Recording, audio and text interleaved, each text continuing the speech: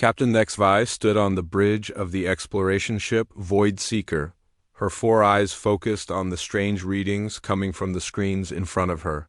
The ship had been traveling through empty space for 3 months, mapping the outer edges of the galaxy where few had dared to go before. This area was known for its dangerous radiation storms and lack of useful planets. "Captain, we are getting something odd here," said Science Officer Krelton, his tentacles moving quickly across his control panel. "There is an energy signal coming from the 3rd planet in this system." HFY moved closer to look at the data. The Zephyrian people were known throughout the galaxy for being the best at science and exploration. They had discovered more new worlds than any other species. But this reading was different from anything she had seen before. "What kind of energy?" she asked. It looks like technology. But it is very weak and very old. Maybe 200 years old or more?" The captain's main eyes narrowed while her smaller eyes continued to watch the other screens. 200 years was a long time, even for species that lived as long as the Zephyrians. "Can you tell what kind of technology?" "It appears to be human." "In origin, Captain." This made HFY pause. Humans were one of the newer species in the galaxy. They had only been traveling between stars for about 300 years. Most human colonies were close to their homeworld, Earth. Finding humans this far out in the empty rim was very strange. "Are you certain?" she asked. "The energy patterns match human fusion reactors, but they are very primitive. Much older than anything humans use today." HFY thought about this. She had met humans before at trading posts and diplomatic meetings. They were an interesting species, always curious and quick to learn. But they were also known for taking risks that other species would consider too dangerous. "Set course for the planet," she ordered. "But keep our shields up and weapons ready. We do not know what we might find." The Void Seeker changed direction and began moving toward the planet. It was a small world, mostly covered in brown and green land with 2 large oceans. The atmosphere readings showed it could support most life forms. But it was not the kind of planet that would normally attract colonists. The soil was poor, the weather was harsh, and there were no valuable minerals or resources. "I am detecting life signs," reported Communications Officer Zixara. "Maybe 10,000 beings, all human. They seem to be spread out in small groups." "Across the main continent? 10,000? HFY was surprised. That is a very small number for a human colony. Most human settlements have at least 100,000 people. "Yes, Captain, and their technology readings are very low. They appear to be using very basic tools and machines." As the ship got closer, the crew could see the planet's surface more clearly. There were small towns and farms scattered across. The buildings were simple and made from local materials. There were no large cities, no spaceports, and no signs of advanced technology. "It looks like they are just farmers," said Krelton. "How did they get here with such primitive equipment?" "Maybe they have been here so long that their technology broke down," suggested Zixara. "If they have been isolated for 2 centuries, they might have lost the ability to maintain their advanced machines." HFY nodded. This made sense. She had heard stories of colonies that had been cut off from the rest of the galaxy and had slowly lost their technology over generations. It was sad, but it happened sometimes. "Begin scanning for the best place to land," she ordered. "We should make contact and see if they need help." The ship's scanners worked for several minutes, mapping the planet's surface and looking for the largest settlement. They found a town near the coast that seemed to be the center of the human population. It had about 2,000 people and several larger buildings that might be important. "Captain," said Krelton, "I am getting some strange readings from that town." "What kind of strange?" "The energy patterns are different. Still low, but more complex than I would expect from primitive farming equipment."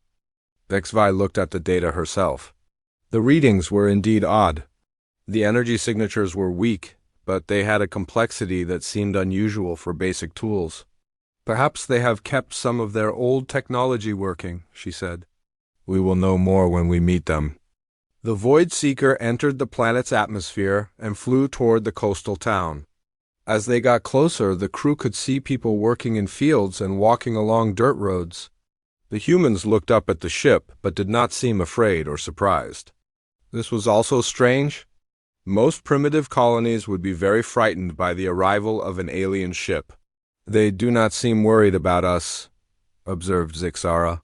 "Maybe they have seen ships before," said HFY. "Or maybe they are just brave." The ship landed in a large field outside the town. Within minutes, a group of humans approached the ship. They were dressed in simple clothes and carried no weapons. One of them, an older woman with gray hair, stepped forward and raised her hand in what appeared to be a greeting. "Should we open?" "Communications?" asked Zixara. "Yes, but be careful. Use the standard first contact protocols." The communications officer activated the ship's external speakers and began transmitting in basic human language. "Greetings. We are explorers from the Zephyrian Republic. We come in peace and wish to make contact with your people." The older woman smiled and spoke in clear, confident words. "Welcome to New Eden. We have been expecting visitors for some time. My name is Sarah Chun, and I am the director of this colony. We would be honored to meet with you." HFY was surprised by the woman's calm response and formal language. Most isolated colonists would be more excited or confused by first contact with aliens. This Sarah Chun spoke like a trained diplomat. "She does not sound like a primitive farmer," whispered Krelton. "No, she does not," agreed HFY. "But appearances can be deceiving. We will go out and meet them, but stay alert." The captain put on her environmental suit and selected 2 officers to accompany her. They left the ship and walked toward the group of humans. Sarah Chun stepped forward to meet them. "Captain HFY of the Void Seeker," the alien introduced herself. "We detected your colony's energy signature and came to investigate.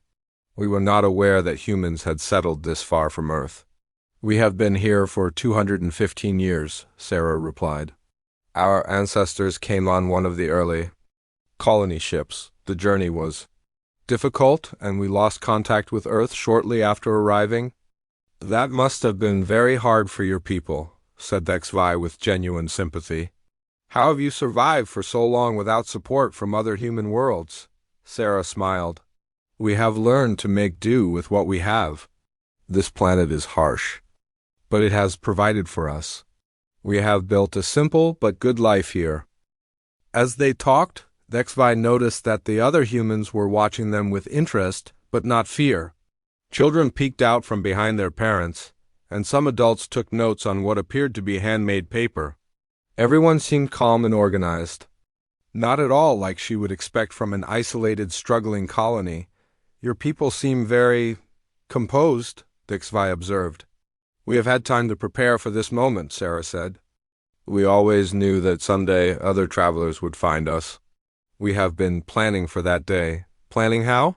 "We have maintained records of our history and culture. We have prepared areas where visitors can stay comfortably. And we have discussed what we would want to share with the outside galaxy."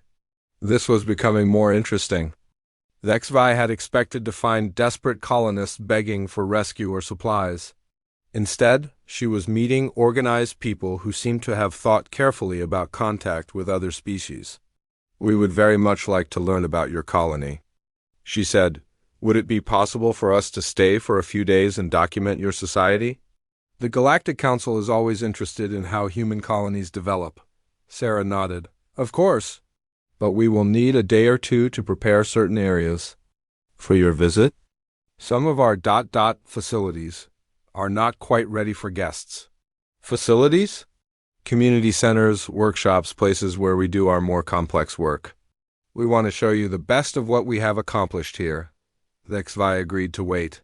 The humans provided the alien crew with comfortable accommodations in what appeared to be a simple but well-built guest house. The food was surprisingly good and the beds were comfortable. But as the captain lay down to rest, she could not shake the feeling that there was more to this colony than met the eye. The next morning, Sarah Chun gave them a tour of the town. The buildings were indeed simple, made mostly of local wood and stone. But HFY noticed that they were built with impressive precision. The joints were perfect, the walls were straight, and everything fit together with the kind of accuracy that usually required advanced tools. "Your construction is very skilled," she commented. "We have had many generations to practice," Sarah replied. "And we believe in doing things right, even if it takes longer." They visited the farms outside the town.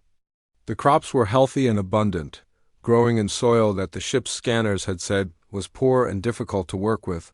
The irrigation systems were simple, but very effective. The animals looked well-fed and healthy. "Your agricultural success is impressive," said Krelton. "How do you achieve such good results with this challenging soil?" "Years of careful soil management and selective breeding," Sarah explained. "We have learned to work with the planet rather than against it." As they walked, HFY noticed that the farm tools, while simple in appearance, seemed to work with unusual efficiency. The plows cut through the hard ground easily, and the harvesting equipment processed crops faster than she would have expected from such basic machines. "Your tools seem quite effective," she observed. "We have made improvements over the years," Sarah said. "Small changes that add up to big differences." That afternoon, they visited the town school. The children were polite and curious, asking intelligent questions about the aliens and their ship. Their teacher, a young man named Marcus, led them through lessons that covered mathematics, science, and history.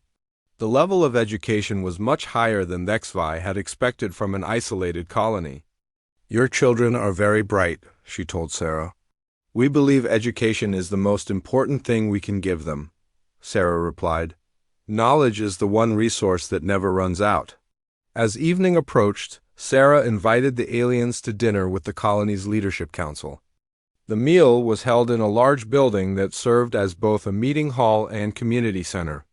The food was excellent, and the conversation was lively and intelligent. The council members were all well-educated and articulate.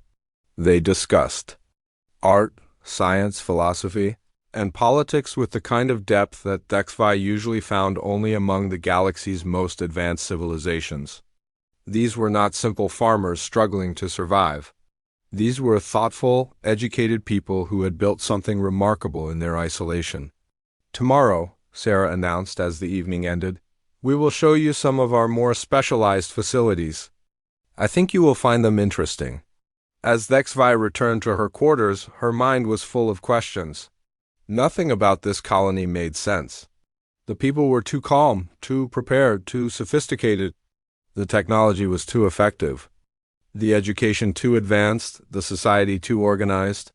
These humans were hiding something, and she was determined to find out what it was. The next morning, Captain HFY woke up with more questions than answers. She had spent most of the night thinking about everything she had seen. The colony looked simple, but there were too many things that did not make sense. She decided to ask her crew what they thought. "Krelton, have you analyzed the soil samples we collected yesterday?" she asked as they gathered for breakfast. "Yes, Captain. The results are very strange. The soil should be almost impossible to farm. It has very few nutrients and the wrong minerals for growing food. But somehow, the humans are getting amazing results from it. Could they be using fertilizers we did not detect? I checked for that. There are no chemical fertilizers anywhere. But the soil in their farms is much richer than the soil in other places. It is like they have changed the very nature of the earth itself." Zixara joined the conversation. "I have been monitoring their communications. They use a very basic radio system, but the way they talk to each other is interesting. They use codes and references that I do not understand. It is like they are talking about things without saying them directly." "What kind of things?" asked HFY. "Yesterday, I heard someone say the morning project needs attention, and another person replied, the deep fields are ready for the next phase. It could be normal farm talk, but it sounded more important than that." HFY nodded. "Keep listening. And both of you, pay attention to everything today. I want to know what these humans are really doing here." After breakfast, Sarah Chan arrived to continue their tour. She was as friendly and calm as before, but HFY noticed that she seemed to be watching the aliens carefully, as if she was studying their reactions to everything. "Today I thought we could visit some of our workshops," Sarah said.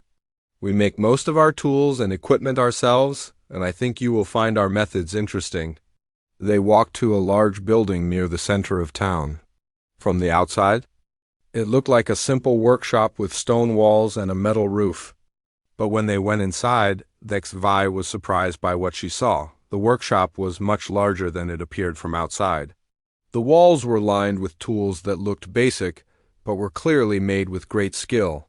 The work tables were perfectly level and smooth. Everything was organized and clean in a way that suggested very advanced planning. "We pride ourselves on good craftsmanship," Sarah explained as she led them through the workshop. "Every tool must be perfect, or it will not do its job properly." A group of workers were building what looked like a simple plow, but as HFY watched them work, she noticed that they were using techniques that seemed far too advanced for such a basic tool. The metal they were shaping was cut with perfect precision. The joints were made with a kind of welding that produced incredibly strong bonds. "Your metalworking skills are very impressive," she said to one of the workers, a middle-aged man named David. "Thank you," David replied. "We have had many years to perfect our methods. We believe that if you are going to make something, you should make it the best way possible." "Where did you learn these techniques?" David and Sarah exchanged a quick look. "They have been passed down through our families," Sarah said. "Each generation teaches the next how to improve on what came before." Carlton was examining one of the finished tools. "Captain, this metal is much stronger than it should be. The alloy composition is unlike anything I have seen from a primitive workshop." "We use local metals," David explained. "But we have learned special ways to mix and heat them. Small secrets that make big differences." As they moved through the workshop, HFY noticed more strange things. The workers moved with the kind of coordination that usually came from years of training in advanced manufacturing. Their tools, while simple in appearance, cut and shaped metal with unusual precision, and everyone seemed to know exactly what they were doing without needing to be told. "How do you coordinate your work so well?" she asked Sarah. "We plan everything very carefully," Sarah replied. "Everyone knows their job and how it fits with everyone else's job. It must take a lot of meetings and discussions to achieve this level of organization. We have efficient ways of communicating," Sarah said. "When you live in a small community for many generations, you learn to work together very well." After the workshop, Sarah took them to see the colony's power system. HFY expected to see basic generators or maybe solar panels. Instead, she found a small building that hummed with energy but showed no obvious source of power. "How do you generate electricity?" asked Carlton. "We use fusion reactors," Sarah said casually, as if this was perfectly normal. "Fusion reactors?" HFY was shocked. Fusion power was advanced technology that many galactic civilizations had trouble mastering. How did an isolated colony develop fusion technology? "We did not develop it," Sarah explained. "Our original colony ship had fusion reactors. We have simply maintained and improved them over the years. But fusion reactors require very advanced knowledge to maintain, and very pure materials.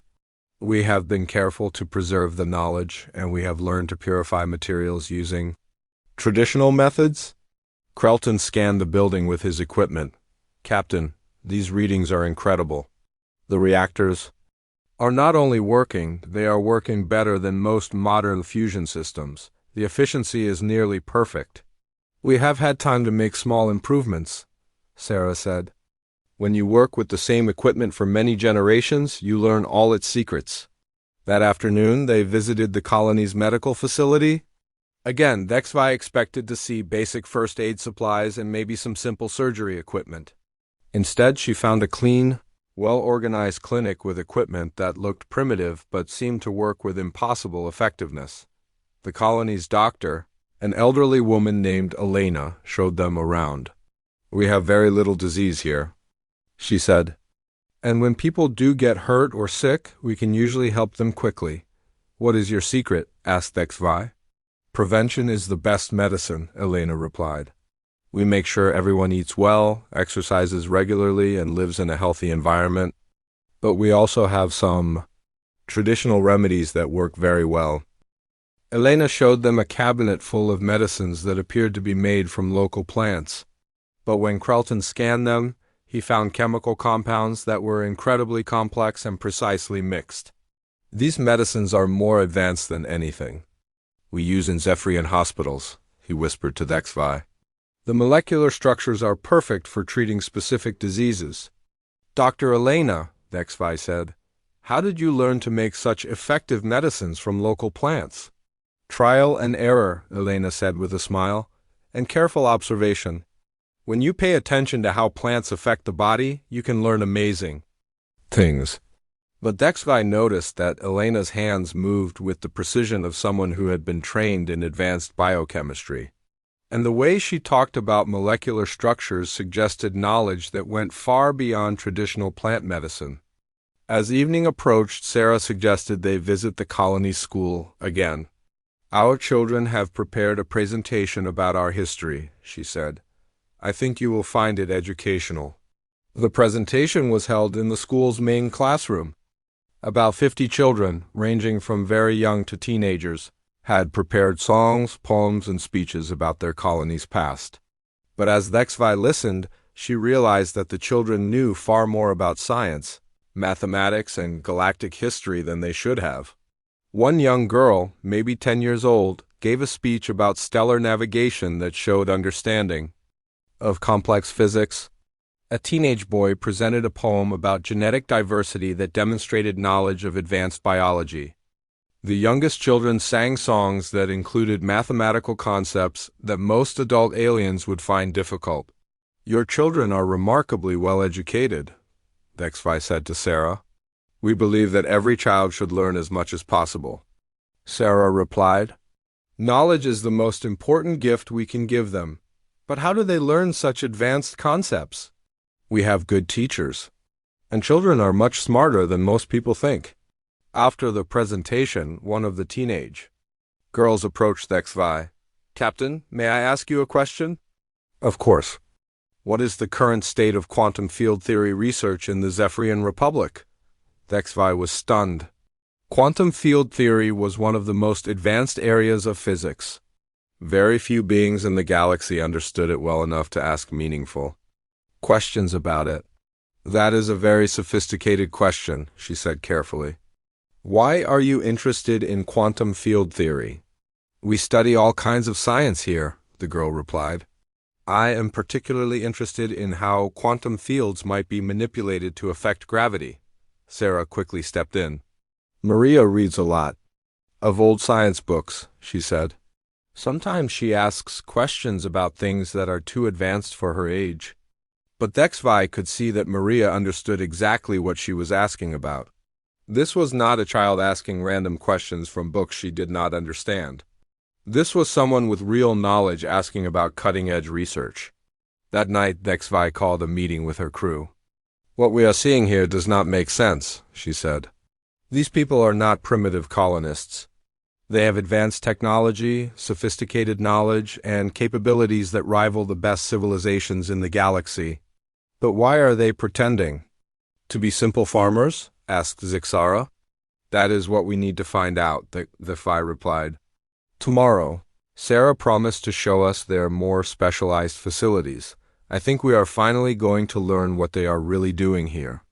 Should we contact the Galactic Council? Asked Krelton. If these humans have advanced technology, it could be important for galactic security.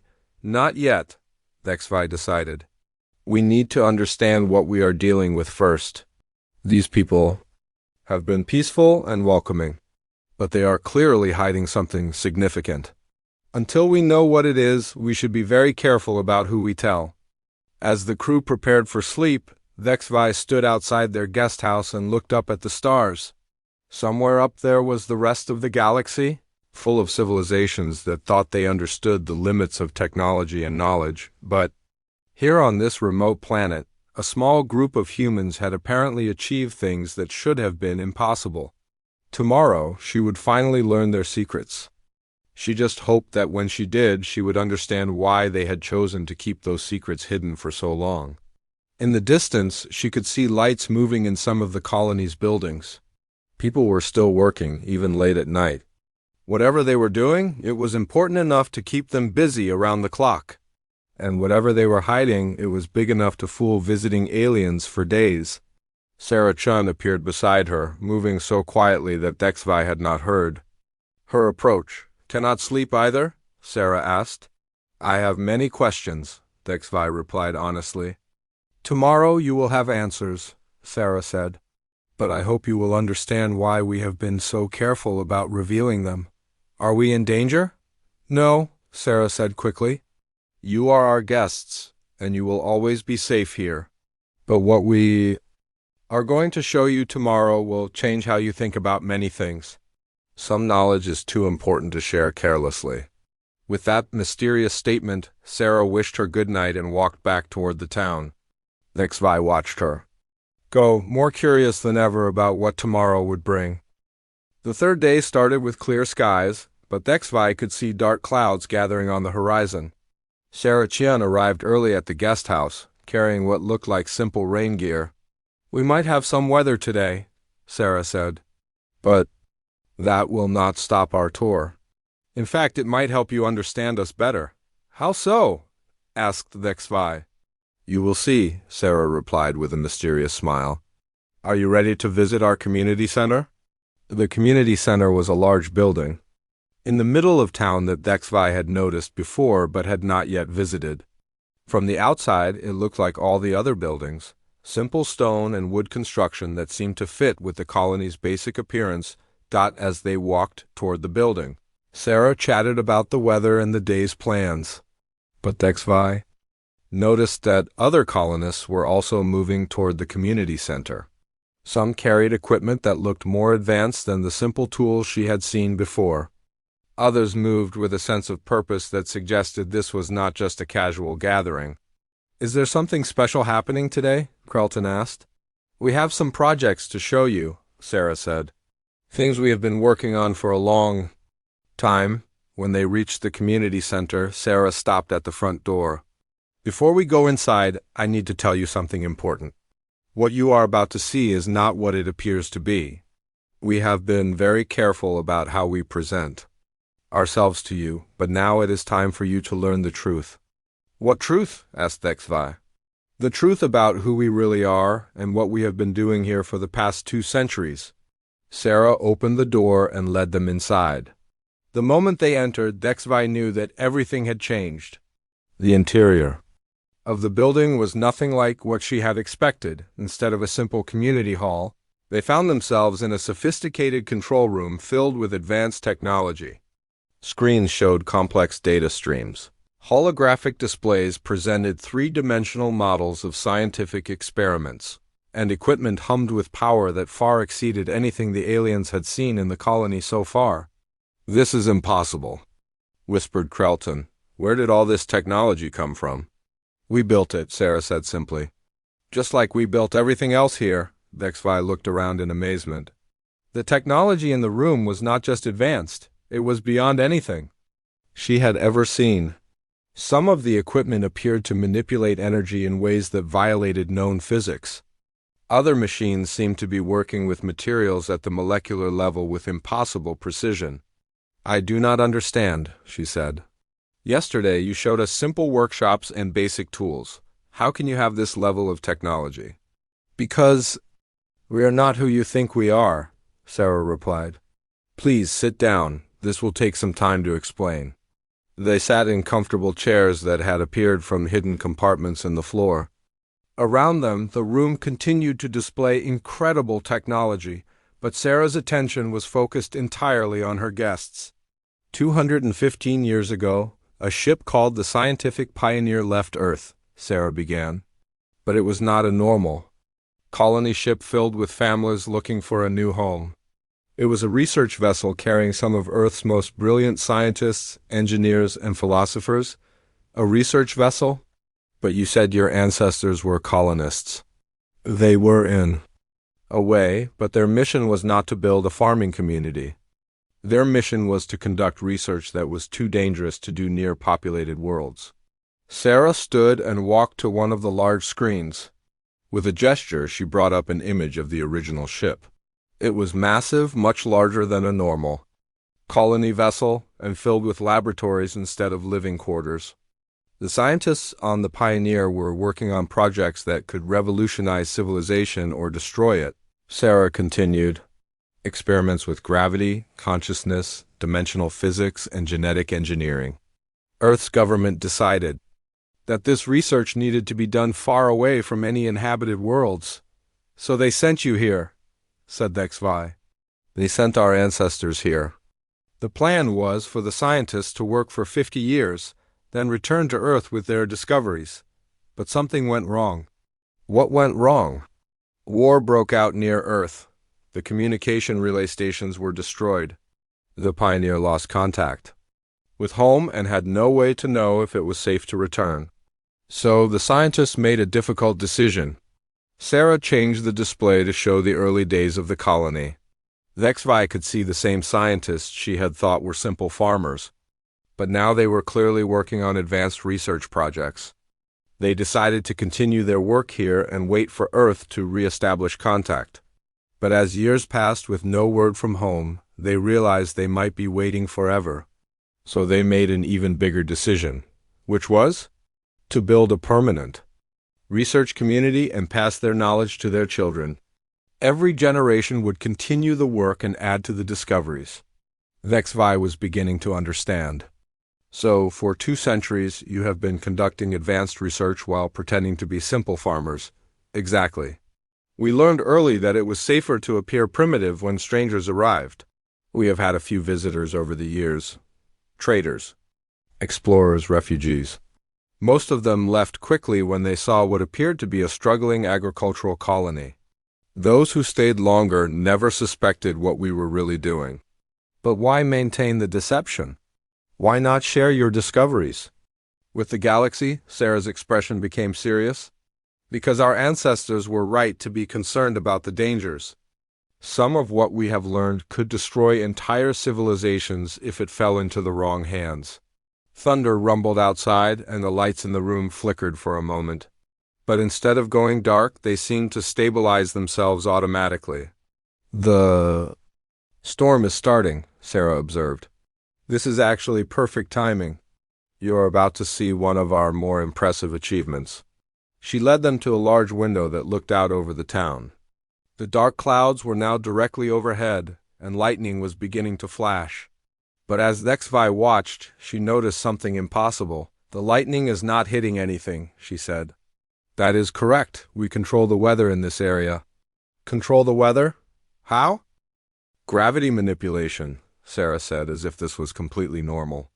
When you can create small gravity fields, you can redirect electrical storms, move air masses, and even change precipitation patterns. As they watched, the storm seemed to flow around the town like water around a rock. Lightning flashed in the distance, but the town remained protected by an invisible barrier. This is incredible, said Krelton. Weather control technology like this could transform entire planets. Yes, it could, Sarah agreed. It could also be weaponized to destroy planets. That is why we have been so careful about who we tell. She led them to another area of the room where a group of colonists were working on what appeared to be medical equipment. But as they got closer, HFY realized that this was far beyond anything she understood as medicine. Dr. Elena, would you show our guests the regeneration project? Sarah asked. Elena looked up from her work and smiled. Of course. Captain HFY, yesterday you asked about our medical capabilities. Let me show you something remarkable. She picked up what looked like a simple plant cutting. But when she placed it in a special container, it began to grow at an impossible rate. Within minutes, it had developed into a fully mature plant with flowers and fruit. Accelerated cellular regeneration, Elena explained. We can speed up natural healing and growth processes by factors of thousands. A wound that should take weeks to heal can be repaired in minutes. How? Asked HFY. Nanotechnology combined with genetic manipulation. We introduce microscopic machines into living tissue that repair damage and accelerate natural healing processes. Have you tested this on humans? We have been using it for decades. No one in our colony has died from injury or disease in over 50 years. We can repair almost any damage to the human body. Elena showed them brain scans that displayed neural activity in real time. We can even repair brain damage and enhance cognitive function. Every person in our colony has been improved to some degree. Improved how? Enhanced memory, faster thinking, better problem-solving abilities.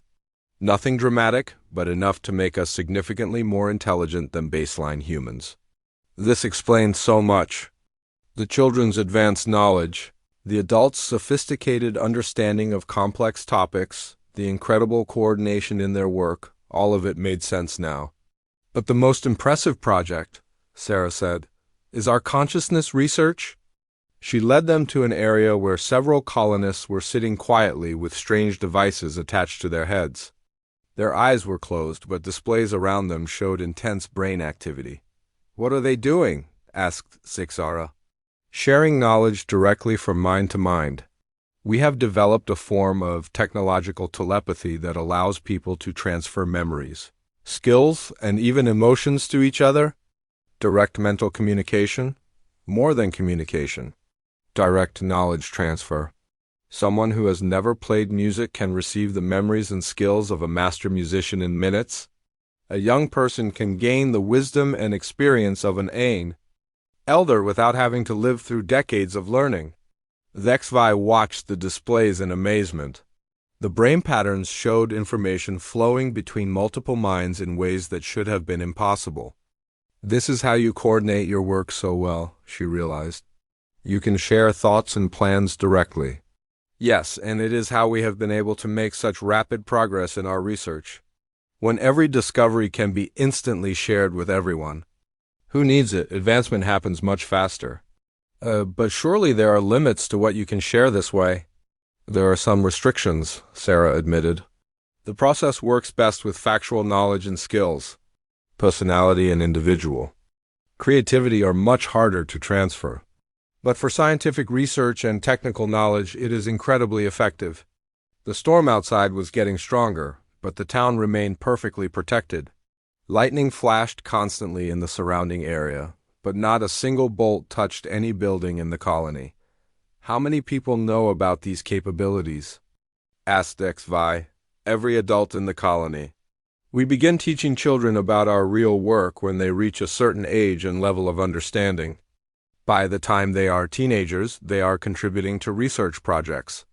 "And you have kept this secret for over 2 centuries?" "We have had to. Our ancestors understood that some knowledge is too dangerous to share freely. We have continued that tradition." Sarah showed them more projects, machines that could manipulate matter at the atomic level, computers that use quantum effects to process information at impossible speeds, and energy systems that seem to violate the laws of physics. "Captain," she said seriously, "what I am about to show you is our most important achievement. But it is also our most dangerous." She led them to a sealed chamber in the center of the room. Inside, they could see a small device that glowed with soft light. "What is it?" asked Carlton. "A gravity generator. This device can create artificial gravity fields of any strength or configuration we choose. That should be impossible. The energy requirements alone would be enormous. Not if you understand how gravity really works. We have learned to manipulate the basic forces that hold reality together." Sarah activated the device with a simple command. Suddenly, objects in the chamber began floating in complex patterns, following gravitational fields that changed direction and strength according to the device's programming. With technology like this, we could move planets, create artificial solar systems, or even manipulate the structure of space itself. "Or destroy them," the HFY said quietly. "Exactly. This is why we have been so careful. In the wrong hands, our discoveries could end civilizations or even damage the fabric of reality itself." The storm outside was beginning to fade, but its demonstration of the colony's power had made its point. These humans could control forces that most civilizations could barely understand. Now you know our secret, Sarah said. We are not simple farmers struggling to survive. We are the most advanced research community in the galaxy, and we have been working in secret for over 2 centuries to unlock the deepest mysteries of the universe. HFY looked around the room at technology that redefined what she thought was possible. These humans had achieved breakthroughs that could transform the galaxy or destroy it. What happens now? She asked. That, said Sarah, depends on what you choose to do with this knowledge. For several minutes, nobody spoke. HFY and her crew stood in the advanced control room, trying to process everything they had seen. The technology around them hummed quietly, as if waiting for their decision about what would happen next. You want to know what we will do with this knowledge, HFY finally said. But first, I need to understand something. Why are you telling us this now? You could have kept your secret hidden. Sarah Chun smiled sadly. Because keeping secrets is becoming harder every year. The galaxy is getting smaller. More ships are exploring the outer regions. Sooner or later, someone would have discovered our true nature. We decided it was better to reveal ourselves to peaceful explorers like you than to wait for someone with bad intentions to find us. And you trust us? We have been watching galactic affairs for 2 centuries. We know about the Zephyrian Republic and your commitment to scientific discovery and peaceful cooperation. If we have to trust someone with our secret, we would prefer it to be your people. Krelton was still staring at the gravity manipulation device. Sarah, with technology like this, you could solve most of the galaxy's problems. Planets with bad weather could be fixed. Worlds with weak gravity could be improved. Space travel could become much easier and safer. That is true, Sarah agreed. But the same technology could also be used to destroy planets, create devastating weapons, or destabilize entire solar systems. Every breakthrough we have made has both wonderful possibilities and terrible dangers. So what do you propose? Asked HFY. Come with me. There is more you need to see. Sarah led them out of the control room and through corridors that definitely had not existed when the building looked like a simple community center. The walls were lined with laboratories and workshops where colonists worked on projects that seemed to push the boundaries of known science. In one lab, a team was working with materials that appeared to exist in multiple dimensions at once. In another, scientists were studying plants that had been modified to grow in the vacuum of space. A third group was testing devices that could apparently store unlimited amounts of energy in containers the size of coins. Each of these projects represents years or decades of research, Sarah explained. We have made breakthroughs in almost every field of science. But we have also learned that knowledge without wisdom can be incredibly dangerous. They stopped at a large window that looked out over what appeared to be a test area behind the town. But as HFY watched, she realized that the landscape was changing. Hills were rising and falling, rivers were changing course, and even the color of the soil was shifting. Terraforming experiments, Sarah said. We can reshape entire continents in a matter of hours. This planet was much harsher when our ancestors arrived. Most of what you see now is the result of 2 centuries of careful planetary engineering. You have been transforming the entire world? Slowly and carefully. We learned early that changing things too quickly can have unexpected consequences. So we have taken our time, making small improvements and studying the results before making more changes. As they watched, a team of colonists directed machines that seemed to be made of liquid metal.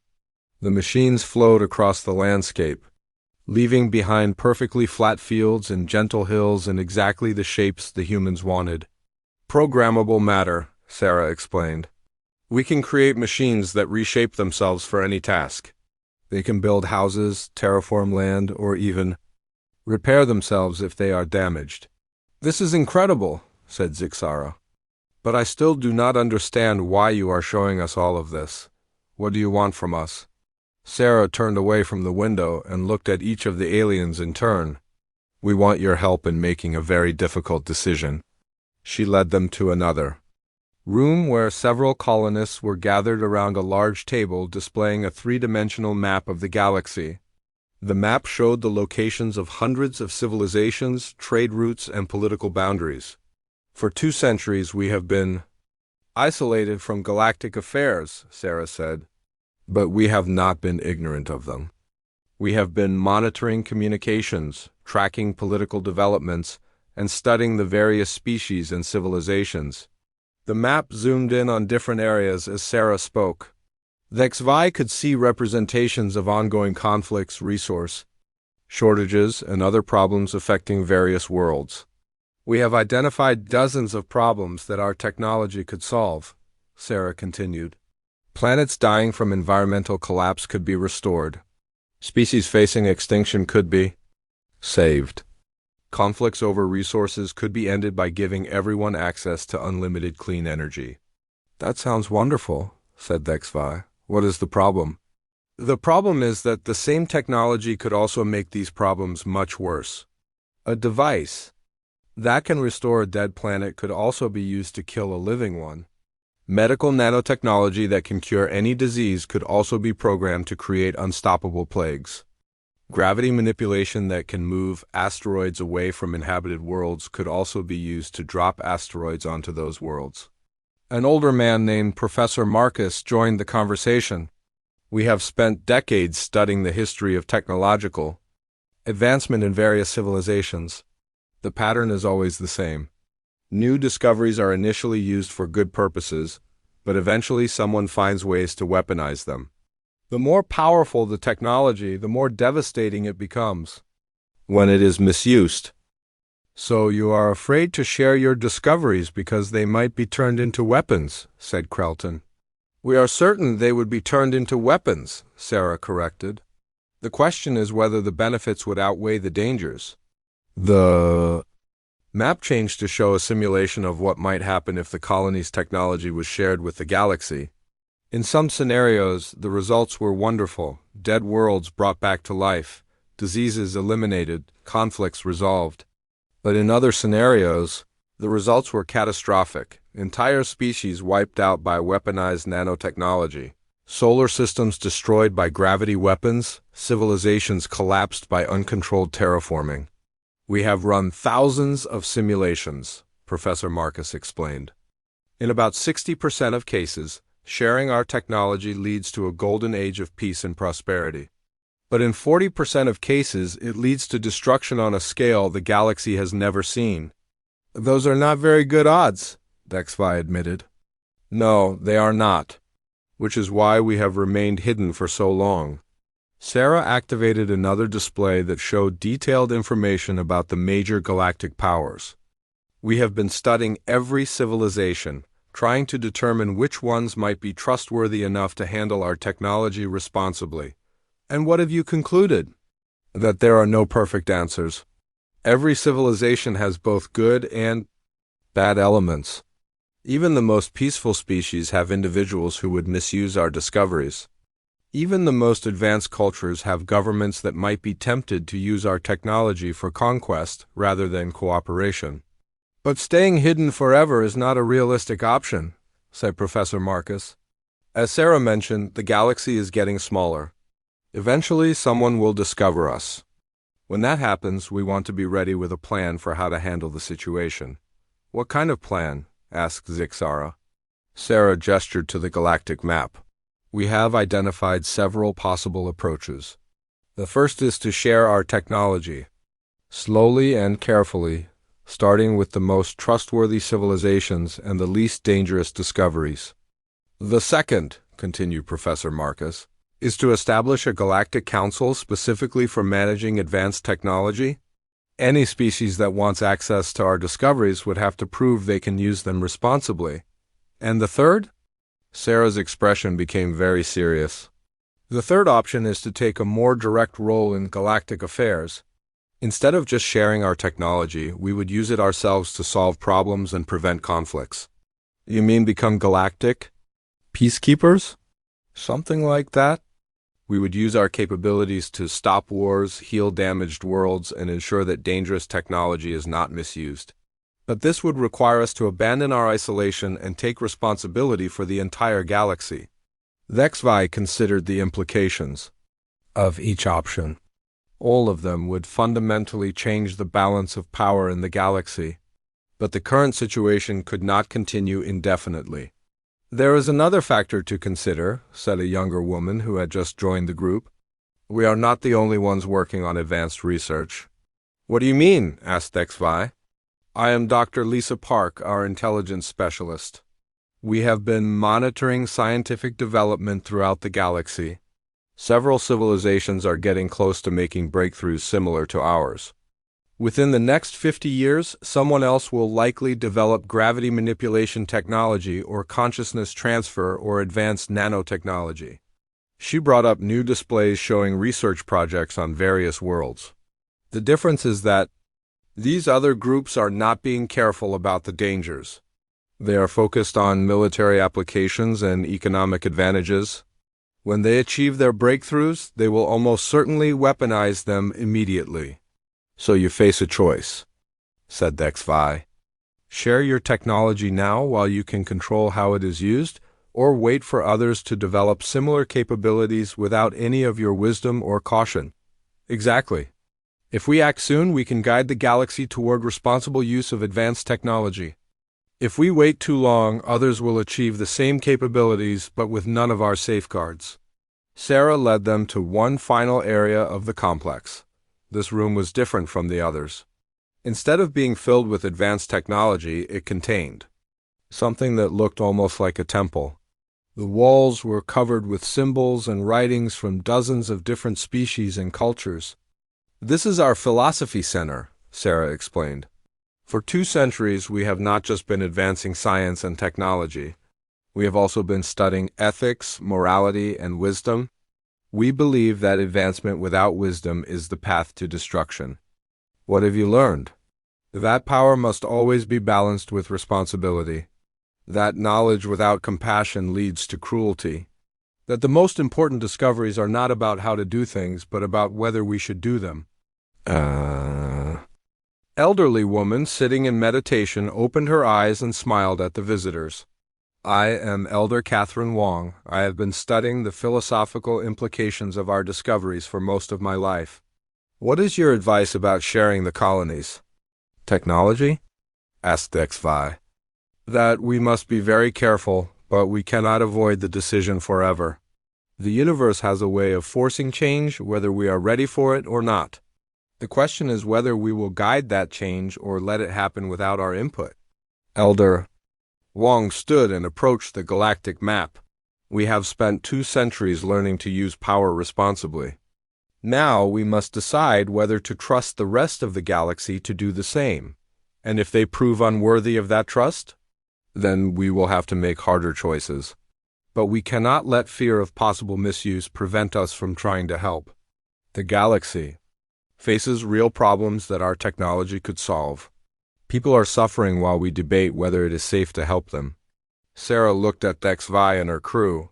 "This is why we have told you our secret. We need outside perspectives from people we trust. You have seen what we can do and heard our concerns.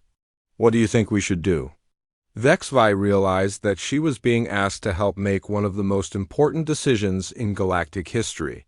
The choice made here could determine whether the galaxy entered a golden age of peace and prosperity or descended into an era of unprecedented warfare and destruction. "Before I can give you an answer," she said carefully, "I need to know one more thing. If you decide to share your technology, what safeguards would you put in place to prevent it from being misused?" Sarah smiled. "Now you are asking the right questions. Come with me. There's one more thing we need to show you." Sarah led Captain HFY and her crew to the deepest part of the facility, through corridors that seemed to exist in dimensions that did not quite make sense. The walls shimmered with energy patterns that hurt to look at directly, and the air itself felt different, charged with possibilities. "What we are about to show you," Sarah said as they walked, "is our ultimate safeguard. It is also our most dangerous creation." They entered a massive circular chamber that extended both up and down farther than the aliens could see. In the center of the chamber floated a sphere of pure light that pulsed with complex rhythms. Around the sphere, hundreds of displays showed data streams that moved too quickly for normal minds to follow. "This is the Consciousness Archive," Sarah announced. "It contains the complete knowledge, memories, and wisdom of every person who has ever lived in our colony." "The complete knowledge of everyone?" asked Trelton in amazement. "Every scientific discovery, every philosophical insight, every moment of understanding achieved by our people over 2 centuries. But more than that, it also contains their moral development, their ethical reasoning, and their emotional growth." Dr. Elena appeared beside them. "We discovered early in our research that knowledge without wisdom is dangerous. So we created this system to preserve not just what our people learned, but how they learned to use that knowledge responsibly." "How does it work?" asked Zixara. "Every person in our colony is connected to the archive through the consciousness transfer technology you saw earlier. Throughout their lives, their experiences, insights, and moral development are continuously recorded. When they die, their complete consciousness becomes part of the collective wisdom." HFY stared at the pulsing sphere of light. "You have created a repository of human wisdom that spans generations." "More than that," said Sarah. "The archive can also project that wisdom forward. It can predict how different civilizations might use our technology based on their history, culture, and moral development." Professor Marcus joined them, carrying a device that connected him to the archive. "Watch this," he said, activating the connection. Suddenly, the displays around the chamber came alive with incredibly detailed simulations. HFY could see the entire galaxy mapped out with perfect accuracy, showing not just the current state of every civilization, but their likely future development. "The archive has been studying galactic civilization for decades," Professor Marcus explained. "It knows how every major species thinks, how their governments work, and how they are likely to react to new technology. Based on this analysis," Sarah continued, "we have developed a plan that we believe offers the best chance of sharing our knowledge safely." The display changed to show a detailed strategy that took HFY's breath away. Instead of simply giving technology to other civilizations, the humans proposed to establish a network of hidden colonies throughout the galaxy. Each colony would be staffed by humans who had been enhanced with the collective wisdom of the archive. "We call it the Guardian Network," Sarah explained. "Small groups of our people would settle on uninhabited worlds near every major civilization. They would observe, learn, and, when appropriate, offer assistance." "Assistance how?" "By solving problems that threaten entire species. If a planet is dying from environmental collapse, the Guardian team would secretly repair the damage. If a civilization is about to destroy itself with dangerous technology, the Guardians would intervene to prevent disaster." Dr. Park added, "The key is that we would not give the technology directly to other species. Instead, we would use it ourselves to help them, but in ways that appear natural or coincidental. For example," said Professor Marcus, "if a species is facing famine, we would improve their soil and weather patterns, but make it look like natural changes. If they are threatened by asteroids, we would redirect the asteroids using gravity manipulation, but make it appear that the asteroids changed course on their own." HFY was amazed by the scope and sophistication of the plan. "You would become secret guardians of the entire galaxy." "Yes, but only for civilizations that prove they are moving toward wisdom and peace. Species that continue to choose violence and exploitation would receive no help at all." "How would you decide which civilizations deserve help?" Sarah gestured to the archive. "The collective wisdom of our people, combined with detailed analysis of each species' moral development. The archive can predict with remarkable accuracy which civilizations are likely to use help wisely and which would only become more dangerous if their problems were solved." "And what about civilizations that are already advanced enough to discover your activities?" "Those would be offered a choice," said Dr. Elena. "They could join the Guardian Network by proving their commitment to peace and wisdom, or they could be discouraged from pursuing dangerous research." "Discouraged how?" by making their dangerous experiments fail in ways that appear accidental, by introducing small problems that force them to focus on more peaceful pursuits, by demonstrating subtly that some paths of development are not wise to follow. The implications were staggering.